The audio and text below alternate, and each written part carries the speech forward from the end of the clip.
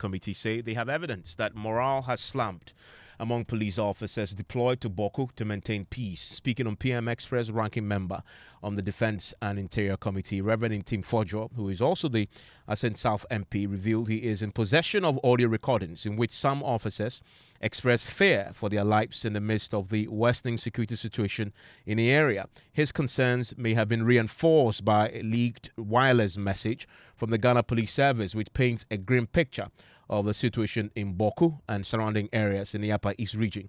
The leaked wireless message instructs police personnel and their families from traveling to Boku because they have been become targets now in this raging conflict there. The IGP in that leaked message directed the officers already deployed in the area to wear protective gear and be escorted by armored vehicles during operations. We'll get to the Defense and Interior Committee's ranking members' point on the morale and the fear among police officers pretty shortly, but my colleague Papani Ashali is joining me right now with that wireless message from the police top hierarchy. What do we know from this? Well, Evans, essentially, this is a ban on all forms of movement for two categories of people. First of all, those that are not on operational duties, and then secondly, for those who are on operational duties, what exactly the new protocol will be. Now, this is a wireless message addressed to the district and unit commanders in all of the Upper East region. Now, it says that there's one ban on movement of personnel to Boku, so nobody is going to go to Boku. No police officers. Yes, the police officers. That particular sentence is for police officers. It expands that later and we'll come to that. Now, it continues, it says that the police administration has observed a dangerous development in Boku and its environs. That's where they begin to expand the conversation away from Boku. It says personnel and their families have become targets in these areas by unknown persons. Now, it goes on to give some more directives. It says there's a ban on personnel traveling to Boku with immediate effect. Then it goes on to say it further also directs movement of personnel, both indigenes and non-indigenes. This is away from just the police personnel stationed there, including their families in Pusiga and then Binduri, is banned. Personnel deployed on operational duties in these areas should ensure they put on the appropriate PPEs and are supposed to be under armored escorts. And that's how it says, and are set for the strict compliance of these directives, and nobody should deviate from this. And this clearly is a new strategy that the police has now directed to all the men in and out of Boku. We're now hearing, Papa, thank you very much, hearing from the ranking member on the Defense and Interior Committee, Reverend Tim Kojo, who is raising serious concerns about a decline in morale among security personnel deployed to Boku. He says he has audio recordings of officers expressing fear for their lives. There's another concern that that is quite worrying. That has to do with the morale of the men in uniform on ground. You think their morale? You think their morale has been shattered? It's one very unfortunate observation. So here, I applaud the IGP, Mr. Christian Tete-Yehuno, for the very bold and brave, timely visit to the conflict zone and interacting with some key stakeholders, and taking opportunity to also motivate the men. After that, we've had some videos reported to be coming from security officers, police officers in the zone. When you hear, I have had the opportunity to hear about 10 of such. It is really worrying. You can tell clearly people are in fear. The security officers are in fear. And you hear guns being shot close by. They are dwelling around police stations, the sound of guns and all these creating fear. It just shows that this is not a time that anyone should think that Boku conflicts should be left. I mean, I'm curious. So are these police officers or military officers you're speaking to, you're telling they are in fear of the latest eruption? Yes, those voices that came up reported to be coming from various security operatives. Some of them who gave further information in the audios indicates that they are police officers. I'm sure I'll share with you so that you can also be that. And you verify that they are? Very well, absolutely. So it's an indication that something more ought to be done. Well, the South MP says, among others, the government should consider declaring a state of emergency in Boku to address the crisis. In the posturing of the security agencies, I will continue to applaud them and urge them to be firm, to be impartial, like my colleague Honorable Tobu has indicated, and to be more diplomatic in the handling of the situation, considering the sophisticated emotions, the cultural sensitivities, the traditional sensitivities around the conflict in the Boko enclave. Let's address two quick points. One is that those who say, if you look at the latest eruption, what you need, a different approach. One is declaration of a state of emergency there ahead of the Otumfuo's initiative to now kickstart and breathe life into the talks to solve this. Do you support that action, state of emergency? I think it is time for that action to be exacted so that further escalations will be ceased, because we need a state of calm for the Otumfuo mediation to gain grounds. And therefore, if I would have, my first choice would have been for the parties involved themselves to heed to our appeal, to exercise restraint and to have calm and to refrain from reprisal attacks. They themselves are able and they're capable. They can do it on their own. If we give them some time and this appeal goes and we hear them, and like I said, the government leads this effort and they are listened to, that calm can be assured without necessarily having to impose, a state of emergency. But if that effort is exercised and still we do not yield the kind of calm that is expected, then it will be right for a state of emergency to apply in that case. Well, tonight we're hearing from the Mensah Palace. The Asantehene Otumfuo Setutu himself has penned a letter now to the warring factions, asking them to come to the table. Papani is here with more on this. We have a press statement from the Mensah Palace. Yes, Evans, and this is just coming today, and it says that His Majesty Otumfuo Setutu II, Asantehene, will resume mediation of the Boku crisis as agreed with both parties from April 28 to May 1, 2025. And this, if you are part of these factions, don't expect to see Otumfuo's convoy in the region. It says that this is going to be at the Mensah Palace in Kumasi. It now concludes and says that Asantehene requests all stakeholders to cooperate for us to find a lasting peace in Boku. Evans. Okay, so we're looking forward to the commencement of the mediation talks led by the Otumfuo. I want to bring in security analyst Professor Kwesi Ening joins us on the line right now. Prof, I'm grateful that you could join us on this unfolding conflict in Boku. We've seen this police wireless message. Is this a reflection of the current state of affairs in Boku and that it is a deeper failure than the state wants to admit, or is simply a tactical security measure? Where do you stand on that? We stood, even that our risk assessment have at best been bogus and at worst utterly disgraceful. What this wireless message tells us is that the Ghana Police Service recognizes the extreme situation that is in Boko and that they need to take all the necessary measures. First, to protect their own staff who are located there, hopefully to provide some psychological support, beef it up eventually.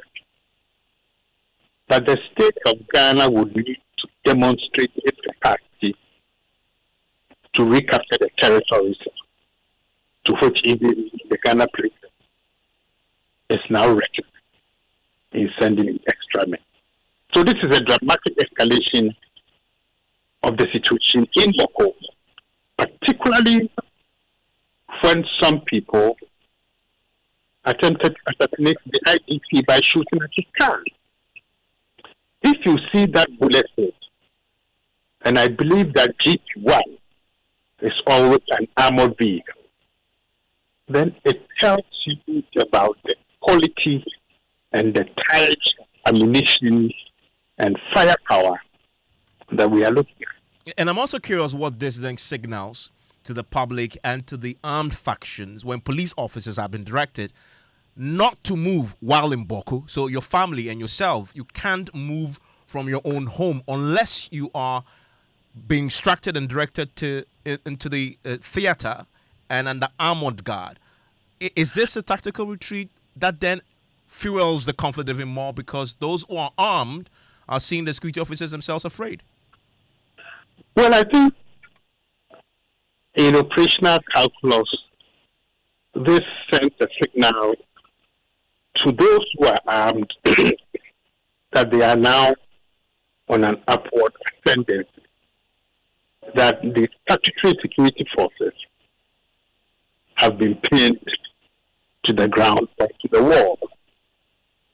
So we need some dramatic change in our operational tactics within the next 72 hours. Otherwise, I'm afraid we will lose the initiative. The letter inviting the faction to Mensah is a useful first step. But once more, it gives the impression that we know who the factions are beyond the two main chieftaincy factions. And my argument is that the conflict parties have transformed, they've multiplied, they form opportunistic alliances and when it suits their interest, and the increasing use of military-grade weaponry and the attack on the IGP shows that they think they have both the firepower and the connections to take on the might of it. But even just one last point that people seem to overlook. As I've said, our risk assessments are at best hollow and at worst utterly disgraceful. What was it that was concluded that encouraged His Excellency the President to go to Boku, triumphantly thinking that the crisis was at hand? It means that the security couples around him read the signals wrongly and gave His Excellency this perception that, oh, everything is okay, we are on our way to peace. Go there and your presence will accelerate the process. And everything has gone wrong. So what happened? It would really be very nice were the president to say, look, we need to organize an emergency meeting of critical minds to assess that intelligence. Because even you and I have had this conversation several times over several years. I bet you next year by now, if we use the same variables and approaches and doing the calculus, we will be having this conversation. And the multiple factions will be even much stronger, more daring, and ready to take on the might of the community. I mean, that's a really ominous forecast. And very briefly, might a state of emergency help? A state of emergency and the declaration of curfews are a very lazy approach to dealing with the crisis that is increasingly becoming intractable. People don't want to think outside the box. So, let's do state of emergency. Let's do a curfew. We've curfewed and state of emergency for close to 13 years. And it's getting.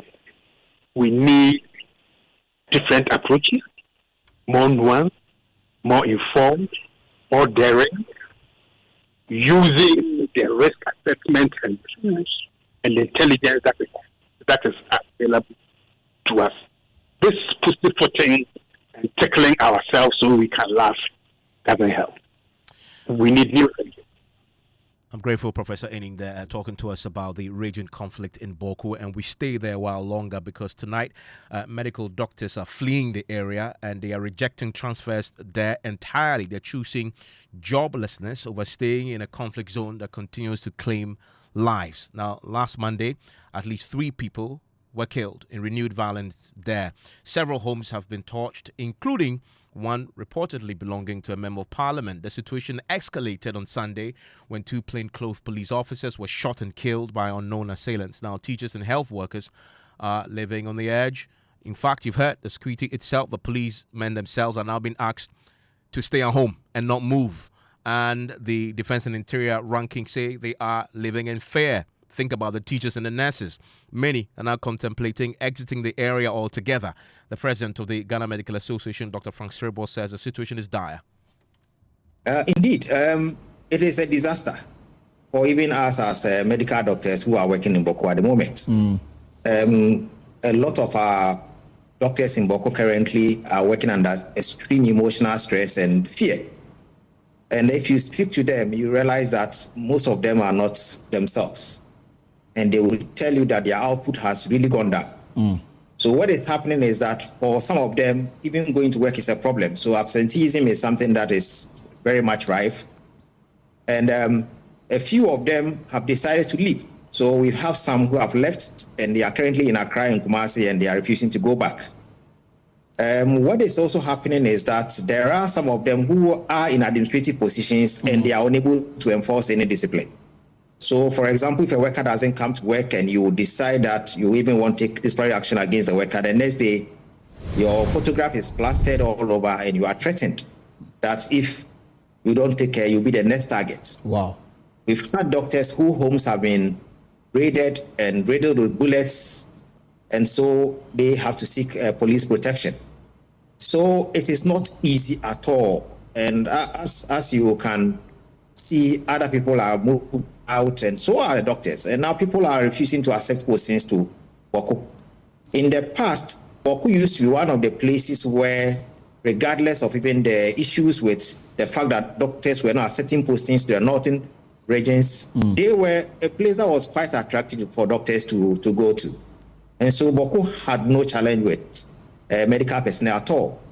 But recently, nobody's agreeing to accept any postings to Boku. Well, Dr. Srebo says that the new police movement restrictions could further endanger the lives of medical doctors.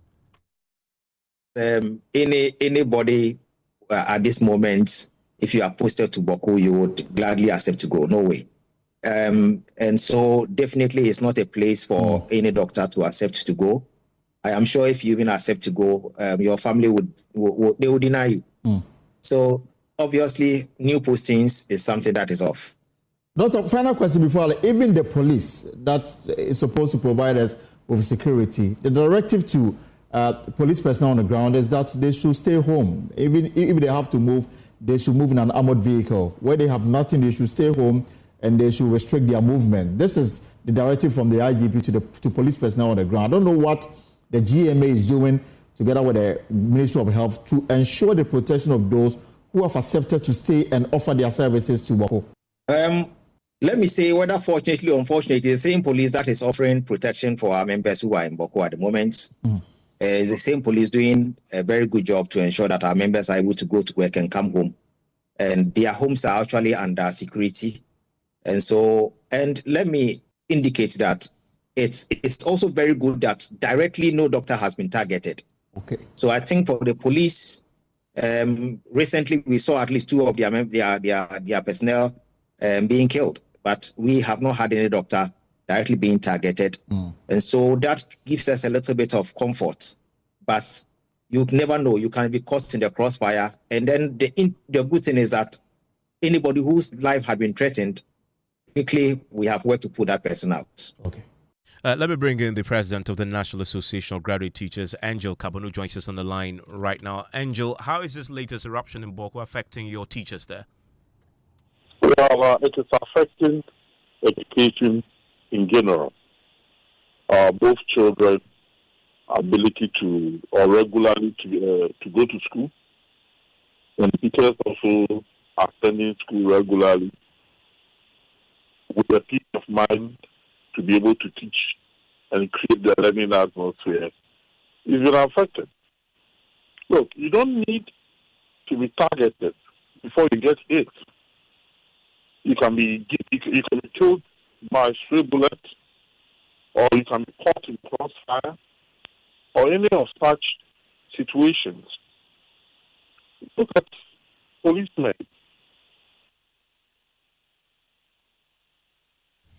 Hello, Mr. Kabanu. Okay, we may have lost him there. Hello, Mr. Kabanu. Oh, you're still live. You're on News 90. It's on Joy 99.7 FM. Mr. Kabanu, can you hear me? Hello. Yeah, I can hear you now. Yes. Great. Yeah. So policemen and military men have been caught in crossfire. It is not a conducive environment for school activity to take place. The consequences of this will be felt many, many, many years from now. Because whilst other children in other enclaves in this country are assessing education in peace and harmony, the boys and girls in Boku are being hindered in education delivery. If this continues, it is Boku and its inhabitants and its environs that is going to suffer. Do you have any protection, though? We've just been speaking to the doctors, and they were very clear that to date, the police provide the protection for their members to go to work. What about you? What's the arrangement? Well, the spread of schools is definitely different from the spread of health facilities. Schools are found in every nook and cranny of our society, and Boku is no exception. Yes, when it comes to the secondary schools, yes, but when you talk about the basic schools, the primary one, from kindergarten to primary 6, JSS, it is in almost every community. So that would be a difficulty.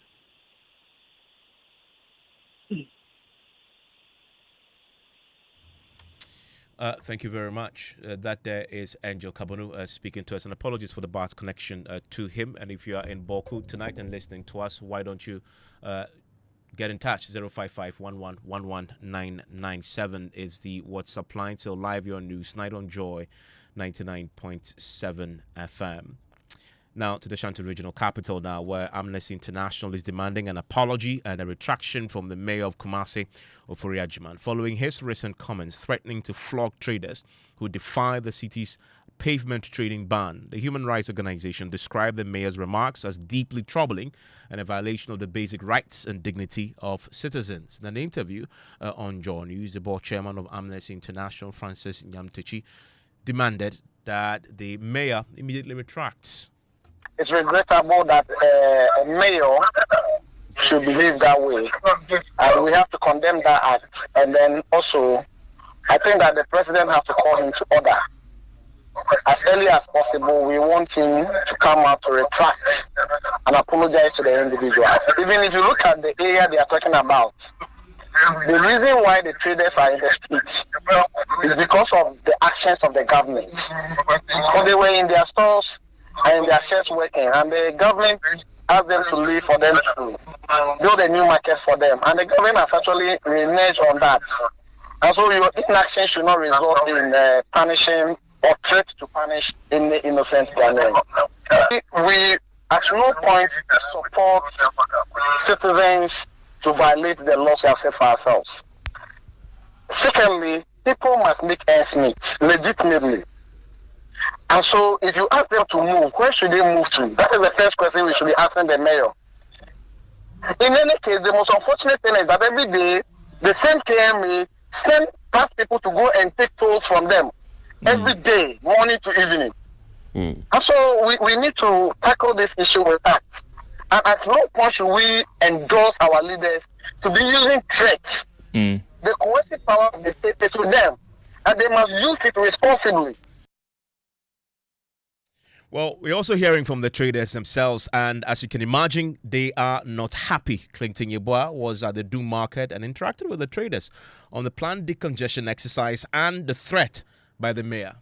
ekwan mu tena de enye emwaye adwadifo no kra e kire se ka bi kra ti free na eba betimi abetwi afaye so na emom no sese ye ni ba bi te ye wie market e na ye kire ya ba bi a ye tena ton ade yi sese ye ho no so ne ja to we ye dwu ho we si e kire ha so a ka ye betimi awura ho akotena tan kakra se ye ho so ye dwu ho eti de o ka ne de ye no kra pa na o ka no na emom e ma mere what say ye o so oba wo de aba na be si ye so sebi eno de entwa ye. What she's saying is that she understands and they acknowledge the security implications of selling on the streets. However, they are courting and counting on the mayor and city authorities to facilitate the construction of markets, the stored markets in Kumasi, so that if they are leaving these streets or they are leaving these pathways, they have a place to move on. What they are also complaining about is the strategy that the mayor now seeks to employ, which they feel is unfair, considering that they have their livelihoods on the line. No mu fa yen kone yen nyina so free ekwam afeso so wo so obeboye ebro ne de ye panacho ompa cha ho kra ompa cha ho yanya nkra no aboye sebe na nakosi agima ba e wa amoye ma party ba e wa amoye no abeka che se ye obetwe abasie so center market nso nyanka ben a ifi se nke betimi aboye enu so enwie eti so Kojo na kasa wodi aba na adebabu ya ne sabi enya nkola wo kasa wodi aba wodi obetwem ababu ya ne se woni asanteman eni asem no ka akwasem ko pass asanteman achew. So what these traders are essentially saying is that they have nowhere to go and their only hope is for the stored markets to be completed. And one thing that they mention now is the fact that the Blue Light Arena, which is in Edum and caught fire, the market area that caught fire, has also brought a lot of them on the street since they have nowhere to be trading. What they also talk about is that the mayor should reconsider the strategy for which he wants to instill discipline and get them off the streets. I have been reporting from Edum Blue Light Arena. My name is Clinton Yabua for Joy News. Well, as you may have heard already, Amnesty International isn't happy with the pronouncements by the Kumasi Mayor. Francis Nyamtuchi joins us on the line right now. He is the board chairman of Amnesty International. Francis, thanks for your time here on Newsnight. The mayor made the pronouncements because of the challenge that we know in the markets. The traders simply flout the bylaws not to trade on the pavement. We've tried several interventions. It hasn't worked. He thinks this is the way to go about it. If not this, what is the alternative? Thank you for having me, and good evening to your cherished listeners. To start with, let me ask, who caused this problem? Crowfoam Market, which accommodates almost 10,000 traders in Kumasi, has been closed for over 2 decades. The Central Market has been closed for almost 3-4 years now. Where should the traders trade? No one is saying that they should be trading at where they are. But it's the same political regime that has pushed the market women into the streets and the traders. And so the problem is not caused by the traders, but rather our political leaders have actually caused this problem. And so to find a solution to it, we need to sit, analyze, and look at how we can support these women to do their business, or men do their business legitimately without putting their own lives at risk, but not to threaten them. The most unfortunate part of this process is that the mayor seems not to believe in the rule of law. And anybody who do not believe in the rule of law has no business in the governance of our country. For heaven's sake, Ghana is a democratic country. We believe in the protection of human rights, which is enshrined in the Chapter 5 of our Constitution. And so for a mayor to say, I don't even trust the police, and I will put my men in a bucket of a car, and when they meet you, they will, it's very unfortunate. Stay with me for a second. Let's hear him in full context. This is the mayor of Kumasi making the point yesterday. And there's something we're going to do. And that is where I need your support. As for me, I don't like reporting too many things to the police. I don't want a situation whereby we'll put in place a police team, we'll go arrest people, and then they go to the police station, they find their own means, and they are back on the street. That would be a waste of time and resources for me. So I have my own democratic military style, which I'll be implementing. When we say leave this space, and you don't leave this space, and I get there, I am not lucky, and my boys are with me, there and then, we'll beat you.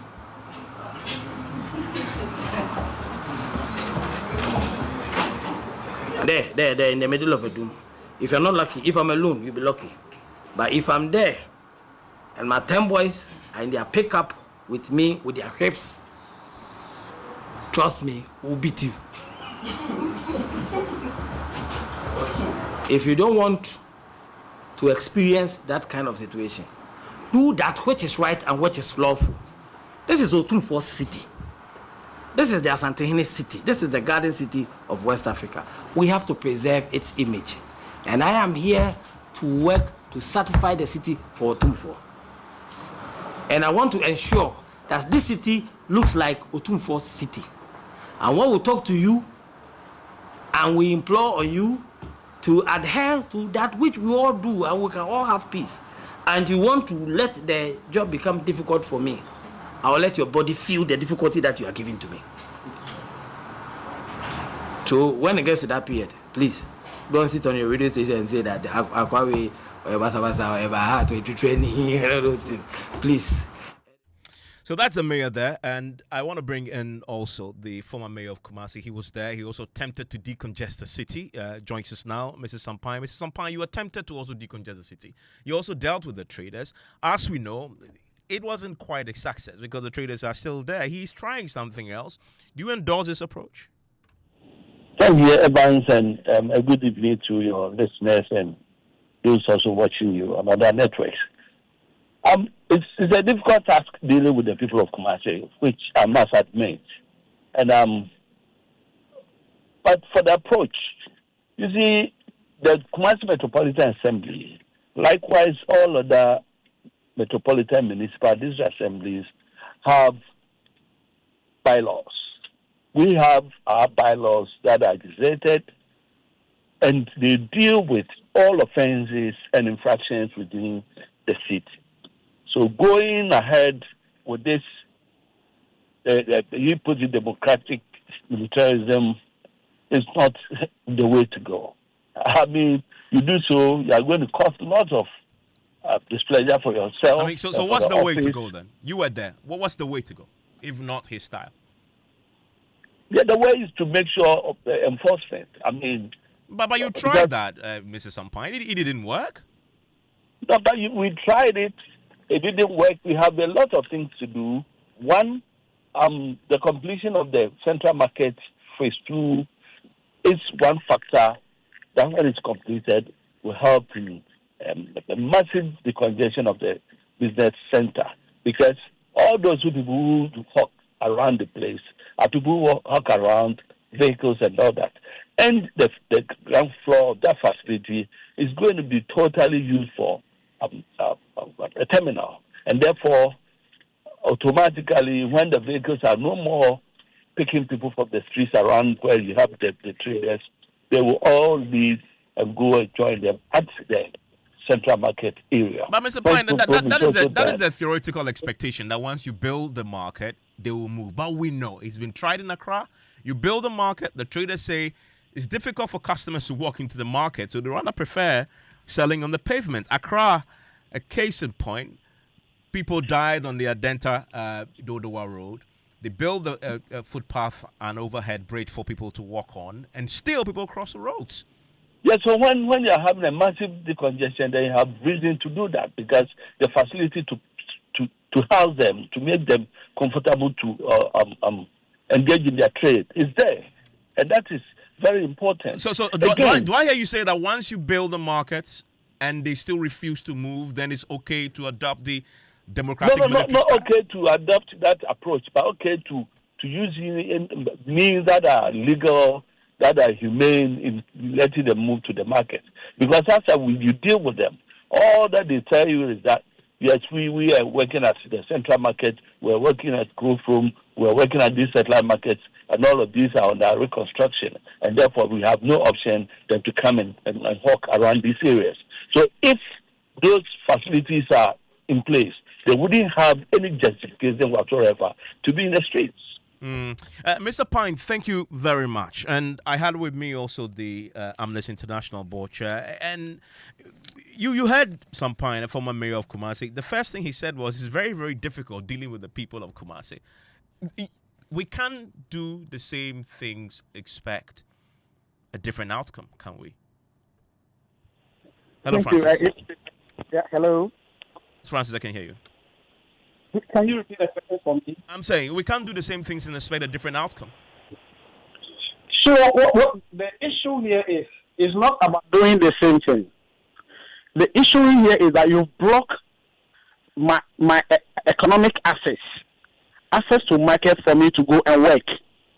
I must eat, which is a fundamental right that people must have at least basic necessities, food, clothing, shelter. And one has to work in order to provide for the family, provide for him or herself. And all these structures have been closed. Evans, I live in Kumasi, so I'm very familiar with the situation we are talking about. Crossroad Market has been closed for almost 2 decades. The Central Market, which is the biggest market, is closed for almost 4 years. Traders have lost their stores and everything. So where exactly should they go? I expected the mayor to say that, you see, we have made this area available to you. Move to that place. If you don't go, then we apply the laws reasonably, as has been stated in our bylaws. But that is not what the mayor did. Go, whether you get job to do or not, it's not our business. You want to decongest the market. And I don't think that is responsible leadership.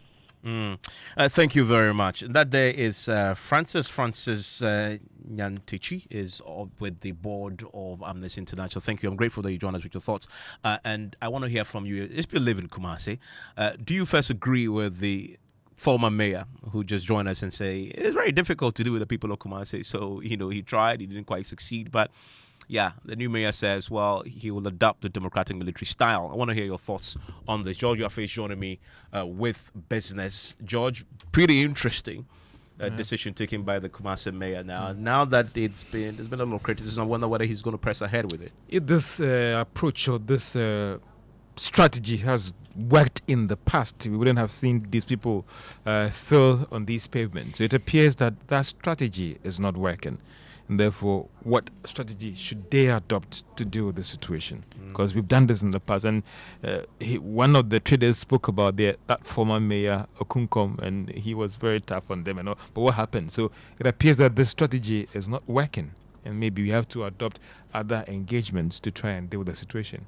What do you have in the headline, George? Well, coming up, $370 million IMF cash likely to hit Bank of Ghana's account by the end of June this year after the country secures board approval for its fourth review.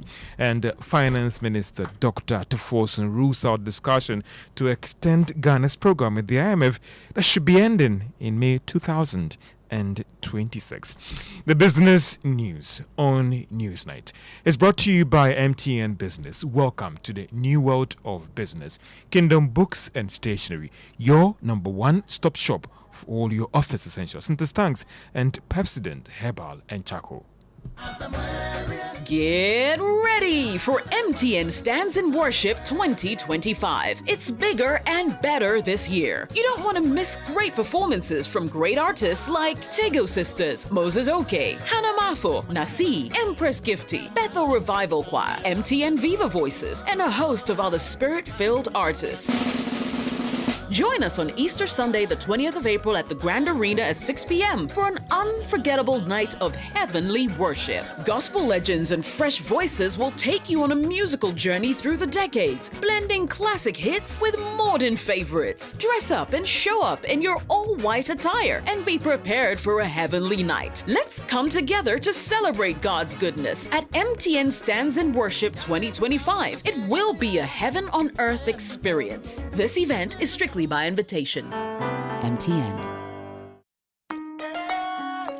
Son, we are so proud of you for setting up this hospital. I really love those hospital beds and waiting chairs. By the way, did you import them? No, Dad, I didn't. I actually got them from Kindle Books and Stationery right here in Ghana. Wow. We also bought our office supplies, safes, executive desks and chairs from Kingdom, and they gave us expert advice on how to set up our office. Guys, that makes 3 of us. I also got our sofa and bedroom sets, plus our dining hall furniture for our new home from Kingdom. Wow, Mom, that makes 4 of us. I usually get my stationery items from Kingdom, and my teacher also mentioned that our classroom furniture was provided by Kingdom. So there you have it. Whenever you're thinking about setting up an office or acquiring furniture for your home, etc., Kingdom Books and Stationery should be your first point of call. With over 40 years experience in the industry, we stock and supply a wide variety of globally sourced office and home furniture, stationery and equipment. Visit our head office, Osu Akwaje, or our office near the Osu Stadium. We're also in Tema Community 1, opposite Olam SHS, Kumasi KNUST campus, UCC Cape Coast, and now at the Marina Mall, Airport City. Or call us 0302 764101, 764209, or 762792. Visit our website www.kingdomgh.com. Businesses know how important it is to create a productive and supportive working environment by investing in employees' health. With a leading international track record, Apex Health Insurance is licensed to provide medical insurance services to corporate organizations and SMEs. We also have international LH Blue cover and TPAs to cushion you. Multinational companies, factories, and government agencies focus on your business while Apex Insurance takes care of your health. Visit Apex Health Insurance office at Zion House, Boundary Road, Shiashi, Kumasi, opposite Prempeh College, Sofo Line, and Takrady Market Circle. For further inquiries, call 0501 562 962 or 0501 552 495. Apex Health, your preferred health insurer. You're welcome back to Business on Newsnight. Now, about $370 million IMF cash should hit Bank of Ghana's account at the end of June this year. Now, this will happen after the IMF board passes a report covering the country's 4th program review. Details in the following Business Desk report. If this amount should hit the Bank of Ghana's account at the end of the 2nd quarter of this year, it will bring the total amount that Ghana has secured since signing up to the IMF program in May 2023 at around $1.7 billion. The IMF, in the statement issued after the 4th review visit, praised government over what it described as bold measures aimed at addressing policy reform slippages and ensure that the program objectives are achieved. This includes enacting a strong budget and public financial management reforms, tightening monetary policy, and adjusting electricity prices. The IMF team also revealed that discussions with government of Ghana focused on possible additional measures that are needed to deal with structural weakness in public financial management. On inflation, the IMF noted that further tightening the monetary policy rate together with fiscal consolidation to help bring the rate down to appreciable levels. The fund, however, revealed that the program performance deteriorated ending 2024, whilst fiscal slippages in the run-up to the elections led to the large accumulation of payables, inflation exceeded program targets, and several reforms were delayed. Now we understand that this $370 million that should come in would help finance some projects in the 2025 budget and also support the country's import needs for this year. Renegotiating presupposes. Now, Finance Minister Dr. Tuforson has ruled out discussions aimed at extending Ghana's program at the IMF. Now, there has been a report that government will have used this 4th program review visit to kickstart negotiations for the IMF to extend the program that should end in May 2026.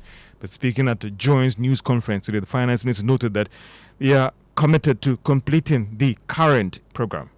Renegotiating presupposes that you don't believe in the program and you want to open up a conversation to look at some of the parameters of the program. That isn't the position of the government. The government is fully committed to implement this program to the letter. And so I want to send a signal once and for all that the government is committed to the implementation and to achieve the objectives of the IMF supported program. That's what it is. Finance Minister Dr. Akufo-Addo. Meanwhile, economist Professor Patrick Esumi has noted that despite the significant progress made under the program, there's still a lot of work to be done by government. At every stage, there are some targets to be met, target days, and additional to actually be added. So depending on the progress and issues that come up, the government together with the IMF, sometimes they revise the schedule. But I think another review, probably covering up to the first quarter or so, that will probably be done in July or so, and then we see where we're there. But don't forget that there are still aspects that have to be done, especially even the debt exchange. That part is not completely done, and we still have a small done. So all of those have to be done so that we finally bring an end to the debt restructuring. And then there are still a few structural issues that are yet to be addressed. Amendment to the BOG Act is still complete. So there are still a few things to be done. And that is economist Professor Patrick Esumi. To other stories, the Federation Association of Ghanaian Exporters and the Ghana Export Promotion Authority have jointly announced plans to increase the country's earnings from non-traditional exports to over $5 billion within the next 2 years. Chairman of the association, Davis Kojo, said that more investments are needed in this space to ensure that this target is met. He was speaking at the launch of the 2025 Ghana Horticultural Expo. Rather than viewing these challenges as insurmountable of the obstacles, we see them as opportunities to redirect our energies towards markets where Ghanaian products have competitive advantages. Chief among these is the Africa Continental market. The Africa Continental Free Trade Area represents the single greatest opportunity for expanding Ghana's horticulture exports. We must move beyond celebratory rhetoric to practical implementation. Faith calls for accelerated progress on eliminating non-tariff barriers, harmonizing standards, and simplifying custom procedures. We need investment in logistics infrastructure and payment systems that facilitates intra-African trade. And that is the chairman of the Federation of Ghanaian Exporters, Davis Kojo. And that's all for business on Newsnight. Back to you, Evans. John, thank you very much. Let's do sports now. Granton is here with the details. Yeah, let's go straight into the stories. And the Ghana Hockey Association has opened up on the emotional toll. The withdrawal from the Junior Africa Cup has caused the team. Ghana withdrew from the Africa Junior Hockey Cup due to financial constraints last week, a move the association believes will heavily affect the future of the sport. Elizabeth King is the vice president of the Ghana Hockey Association. If you look at the trend of the players, the current players that we have, it was through the youth games that we had the crop of our national team. That was somewhere in 2010. That we still have. We had the under 21 in East London. So in actual fact, they also wanted to be like that, because the ultimate goal of any hockey player is to play an international match, not to just play the local ones, but to play international games. So when it comes that they don't have the chance to play, it becomes disheartening for them. Elizabeth King is the vice president of the Ghana Hockey Association. Moving on, 8 regional football associations today received Nizar Navara pickups as part of the FIFA Forward program, an initiative aimed at strengthening football development across the country. According to the Ghana Football Association, these vehicles provided under FIFA's flagship development project are intended to support the day-to-day administrative and operational activities of the RFAs. The GFA says the move is part of their vision to decentralize football development and empower regional bodies with tools they need to function effectively. The Greater Accra Regional FA and the Northern Regional FA are slated to receive their vehicles as part of the subsequent FIFA Forward program. Bring that into sports. Back to you, Evans. And thank you very much, Cranting. Still live here on Newsnight. It's on Joy 99.7 FM. And I want to take you right now to Tamale for our latest episode in our Breaking the Fire Cycle series. In Tamale, the timber market there, to be very specific, 3 months after fierce blaze tore through that particular market, many locals are still without jobs, and yet no measures are in place to prevent another disaster. There's more in this report. The effect of the Tamale timber market fire is still lingering, as some affected traders are still awaiting for support to rebuild their stores, which were destroyed by the fire.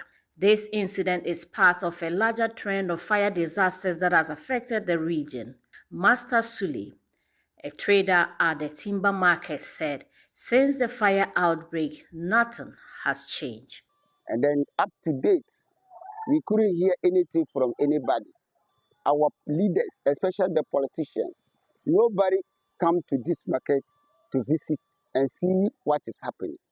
Abdulrahman Adam is one of the affected. He said life has become unbearable for him and his family. As at now, we are not able to even build our own.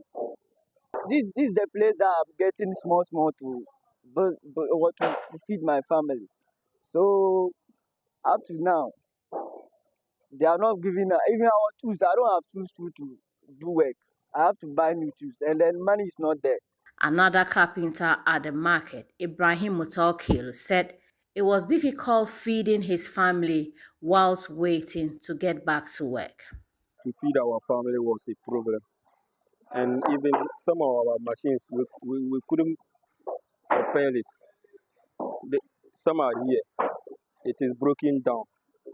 So lack of financial support. It is not only the market that nothing has changed. The fire service mandated to tackle fire situations in the region said they are still grappling with over 8 fire tenders, shortage of water, among others. Public Relations Officer of the service, Baba Hudu, speaks. We would say that it has not changed in terms of logistics and other challenges that we face. Everybody in the country agrees and knows that the Ghana National Fire Service over the period is faced with a lot of challenges. Challenges stemming from AG fire tenders, logistics, other firefighting equipment. We can also talk about sources of water for firefighting. The service needs to be retooled to help address fire incidents. The oldest vehicle we have in the system and in the region is 25 years. That tender or fire tender is 28 years.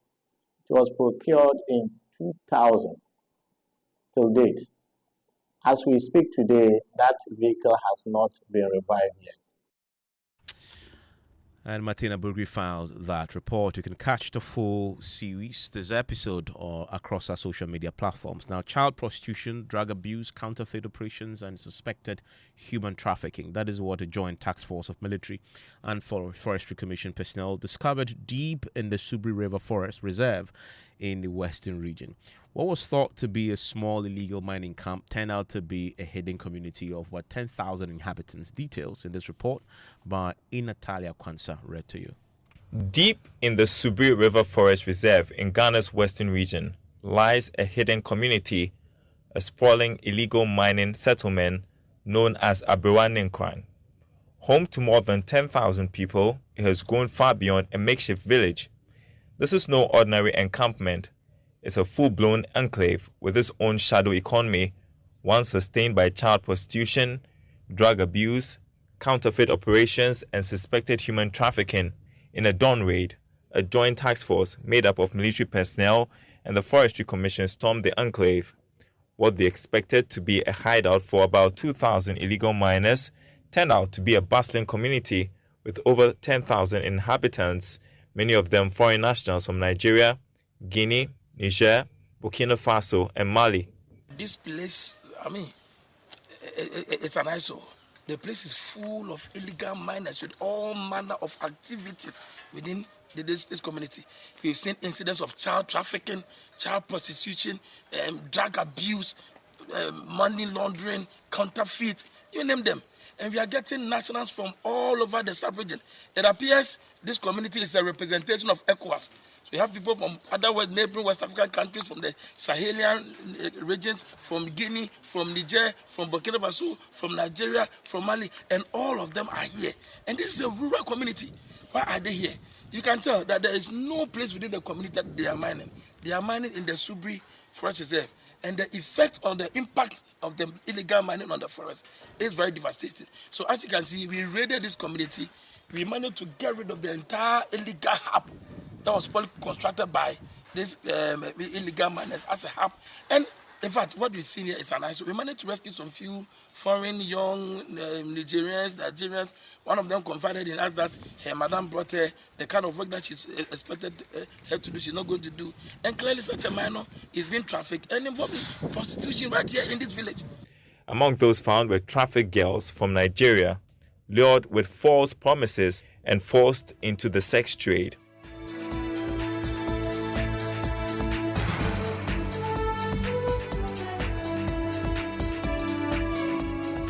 And you can find the full report on our social media platforms. A really powerful look indeed. Also on myjoyonline.com. The pictures are really heart-wrenching if you watch what indeed the military and the police and forestry guards found in that particular forest reserve. It's now time for Geek Squad, and Peps is here with the very latest. What are we talking about?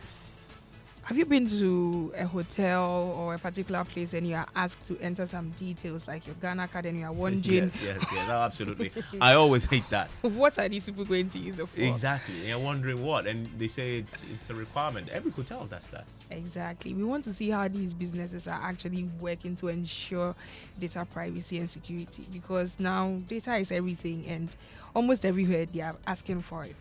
We want to look at that basically. Okay. For our looking forward to tonight. that. Yeah.